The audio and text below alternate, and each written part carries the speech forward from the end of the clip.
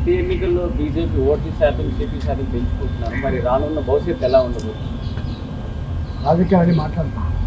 రేపటి కాలంలో మీకు తెలుసు, గతంలోనే 2023లోనే భారతీయ జనతా పార్టీ తెలంగాణ రాష్ట్రంలో అధికారం రావాలి. సరే, రకరకాల కారణాల వల్ల రాలేకపోతున్నారు. కానీ దాని తర్వాత జరిగిన ఎన్నికల్లో ఇవాళ ఎమ్మెల్యే ఎన్నికల్లో 14 నుంచి 15% ఓటు సాధించుకున్నాం. ఈ 6 నెలల కాలంలోనే 14-15% ఉన్నటువంటి Bharatiya Janata party vote bank ఇలా 36% పెరిగింది, 35%.